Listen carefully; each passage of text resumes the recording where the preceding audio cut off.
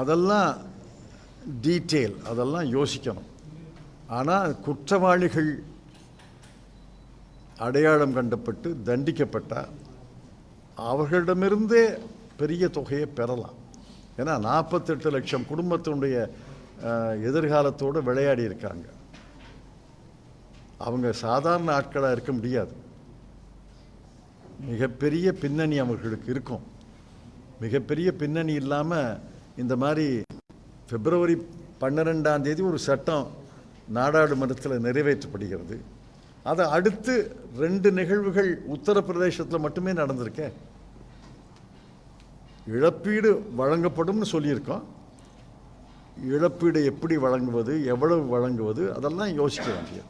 ஆனால் இந்த கேரண்டியே மிக முக்கியம்.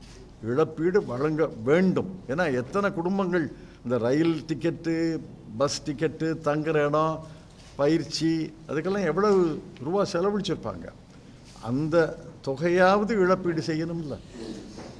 சார், 30 lakh ஜாப்ஸ் ஃபில் பண்ணுவீங்க. அது எக்ஸ்ட்ராக்கு ஒரு பர்டன் ஆகுது. ஃபர்தர் பர்டன் ஆல்ரெடி வந்து டெட்ல ரொம்ப அதிகமாக போயிருக்கு. Further burden. வேலை இல்லாமல் சுமை இல்லையா? வேலையில் போட்டால் சுமைங்கிறீங்க. வேலை இல்லாமையே மிகப்பெரிய சுமை தானே. ஒன்று தெரிஞ்சுக்கங்க, இந்த 30 லட்சமும் சாங்ஷன் போஸ்ட், ஏற்கனவே அனுமதிக்கப்பட்ட இடங்கள் தான். இப்போ ஒரு பள்ளிக்கூடத்தில் 2 ஆசிரியர்களை நியமிக்கணும்னா ஒரு ஆசிரியர் இருந்தால், ஓராசிரியர் பள்ளிகளே இந்தியாவில் பல லட்சம் இருக்குது. ஒரு ஆசிரியர் பள்ளியில் 5 வகுப்புகள் இருந்தால் ஒரு ஆசிரியர் எப்படி 5 வகுப்புகளுக்கு பாடம் எடுப்பார்? அதுவே வேலை இல்லாமையே மிகப்பெரிய சுமை. அந்த காலியிடங்களை பூர்த்தி செய்யாமல் இருப்பதே கல்வித்துறையில் மிகப்பெரிய சுமை. வேலையில் பூர்த்தி செய்தால் சுமைங்கிறது நிதி சுமை, ஒத்துக்கிறேன். ஆனால் அதுக்கு சாங்ஷன் போஸ்ட்டு ஏற்கனவே இது தேவைன்னு தானே நீங்கள் சாங்ஷன் பண்ணியிருக்கீங்க. அந்த சுமையெல்லாம் இந்த நாடு ஏற்றுக்கணும். ஏன்னா வேலை இல்லாமை என்பது அதை விட மிகப்பெரிய சுமை.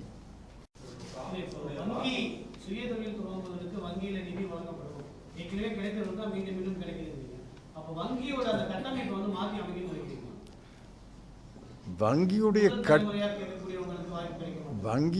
கட்டமைப்பை மாற்ற வேண்டாம். வங்கிக்கான விதிகள், கடன் யாருக்கு தர வேண்டும், எப்படி தர வேண்டும் என்ற விதிகளை மாற்றினாலே போதும். உதாரணத்துக்கு 2004லேருந்து 2014 வரைக்கும் ஏராளமான பேருக்கு கல்வி கடன் கிடைச்சது. ஏராளமான பேருக்கு. எங்கள் ஊரில் ஒரு நரிக்குறவர் மகனுக்கு கல்வி கடன் கிடைச்சி அழகப்பா பல்கலைக்கழகத்தில் படித்து பட்டதாரி ஆகியிருக்கார். ஆக அதே வங்கி தான் இப்போ இருக்குது. இன்றைக்கி ஏன் கல்வி கடன் கிடைக்க மாட்டேங்குது? பிணையம் இல்லாமல், கொலாட்ரல் இல்லாமல் ஏன் கல்வி கடன் கிடைக்க மாட்டேங்குது? கொலாட்ரல் கொடுக்குறவங்களுக்கு கல்வி கடன் கிடைச்சிருது. அவங்க ஏற்கனவே கடன் பெற்றவர்கள் தான். நரிக்குறவர் மகனுக்கு இன்னைக்கு கல்வி கடன் கிடைக்குமா? ஆக கட்டமைப்பை மாற்ற வேண்டாம். விதிகளை செம்மையாக திருத்தி எழுதி அந்த விதிகளை பின்பற்ற வேண்டும் என்று சொன்னாலே வங்கிகளுடைய நடவடிக்கை மாறிவிடும்.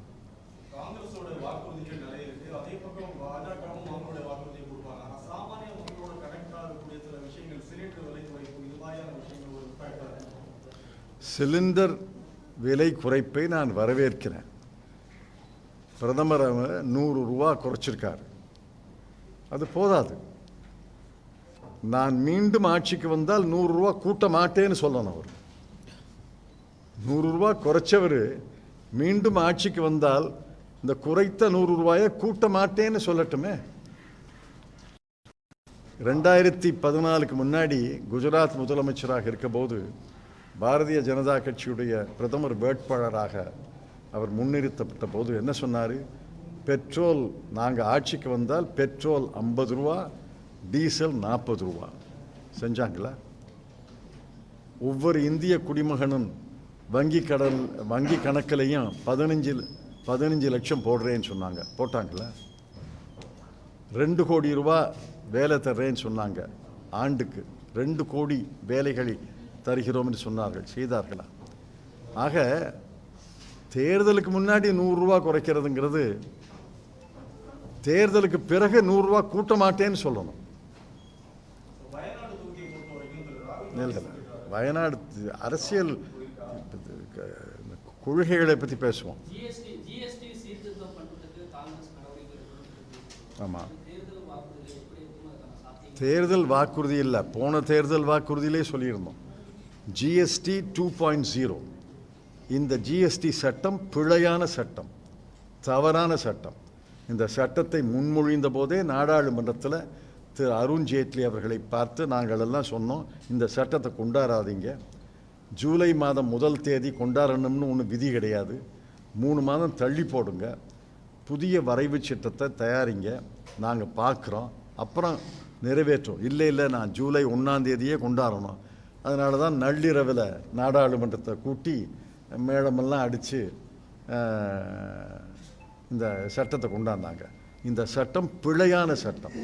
நீங்கள் வர்த்தகர்கள், சிறிய வர்த்தகர்லேருந்து பெரிய கம்பெனிகள் எல்லாரையும் கூப்பிட்டு கேளுங்க, ஒரு கோரிக்கையில் ஒரே குரலில் பதில் சொல்லுவாங்க, இந்த ஜிஎஸ்டி சட்டத்தை திருத்துங்க. பெரிய முதலாளிகளாகட்டும், சிறு தொழிலாகட்டும், வியாபாரிகளாகட்டும், ஒரு டிமாண்டில் எல்லாரும் ஒத்து போகிறாங்க, இந்த ஜிஎஸ்டி சட்டத்தை மாற்றுங்க. எல்லா மாநிலங்களும் இந்த ஜிஎஸ்டி சட்டத்தை எதிர்த்து குரல் கொடுக்குறாங்க. ஆக ஜிஎஸ்டி 2.0 நாங்கள் தெளிவாக இருக்கோம், அது ஒன்றும் சந்தேகமே வேண்டாம். அந்த ஜிஎஸ்டி வரம்புக்குள்ள தங்கம், பெட்ரோல், டீசல் கொண்டு வரணும் பொதுமக்களோட எதிர்பார்ப்பார். பெட்ரோல் டீசல் கொண்டு வருவதற்கு அரசியல் சாசனத்தில் திருத்தம் செய்யணும். நாங்கள் சொல்கிறோம், இந்த ஜிஎஸ்டி சட்டத்தை முதல்ல திருத்தி அமைக்கணும். பெட்ரோல் டீசலை கொண்டு வருவதா இல்லையா என்பதை மாநிலங்களோடு கலந்து தான் முடிவெடுக்கணும்.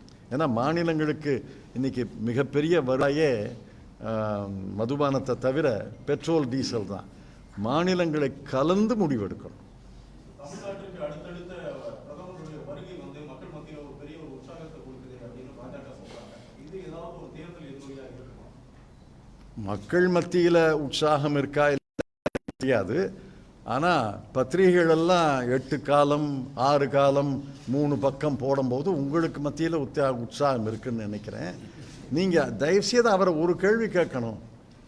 ஏன் எய்ம்ஸ், மதுரை எய்ம்ஸை பற்றி பேச மாட்டேங்கிறாரு? ஏன் வேலை இல்லாமையை பற்றி பேச மாட்டேங்கிறாரு? ஏன் விலைவாசி உயர்வை பற்றி பேச மாட்டேங்கிறாருன்னு கேளுங்க. யாராவது கொஞ்சம் முந்தி அடிச்சுட்டு போய் கேளுங்களேன். என்ன பண்ணுவாங்க? பிடிச்சி போடுவாங்க காவல் நிலையத்தில், சாயங்காலம் விட்டுருவாங்க. தயவுசெய்து யாராவது ஒருத்தர் முந்தி போய் கேளுங்களேன். அமெரிக்க ஜனாதிபதியே கேட்கலாம்னா இந்திய பிரதமரை கேட்கப்படாதா? நீங்கள் உங்களை எல்லாம் பணிவோடு கேட்டுக்கொள்கிறேன், தயவுசெய்து யாராவது கேளுங்க.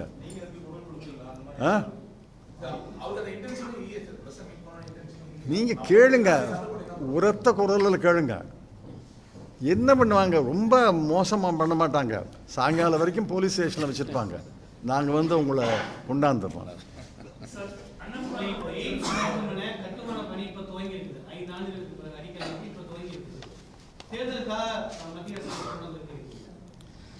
தேர்தலுக்காக கொண்டாந்தாங்களா, இவங்க தொடங்கினதுக்காக தேர்தல் வருதான்னா எனக்கு தெரியாது. ஒருவேளை இவங்க தொடங்கின பிறகு தேர்தல் வரலாம்னு தேர்தல் கமிஷன் சொல்லலாம். ஆனால் ஒன்று சொல்கிறேன், இதை பாருங்க.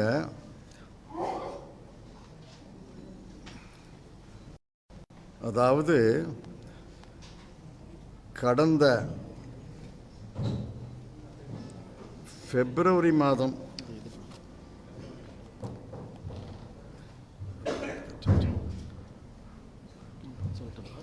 இல்லை, I have got the list. இதில் வரமாட்டேங்குது. பிப்ரவரி மாதம் 22ஆம் தேதியிலிருந்து, கவனமாக கேளுங்க, பிப்ரவரி மாதம் 22ஆம் தேதியிலிருந்து மார்ச் மாதம் 7ஆம் தேதி வரைக்கும், அப்படின்னா ஒரு 14-15 நாளில் 5,90,661 கோடி ரூபாய்களுக்கு பிரதமர் அறிவிச்சிருக்கிறார். 14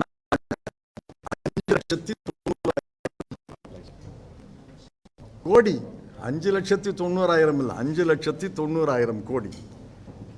இதில் தமிழ்நாட்டுக்கு 17,300 கோடி அறிவிச்சிருக்கிறார். இதுக்கெல்லாம் பட்ஜெட்டில் ஒரு வரி கூட நான் பார்க்கலையே. 5,90,000 கோடி ரூபாய் ஒரு வரி கூட கிடையாதே பட்ஜெட்டில். கேளுங்க, வரி இருக்கா? பட்ஜெட் எக்ஸ்பெண்டிச்சர் லைன் எக்ஸ்பெண்டிச்சர்னு ஒரு வரி இருக்கும்.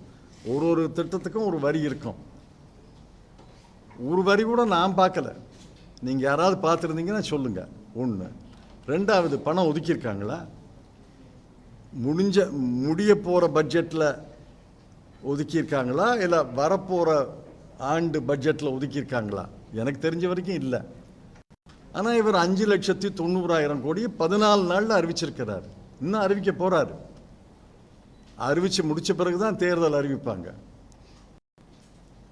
அதனால் இந்த அறிவிப்பெல்லாம் இந்த மல்லிகைப்பூ, காகிதப்பூ மாதிரி தான். இது ஒரு பூ, அவ்வளோதான்.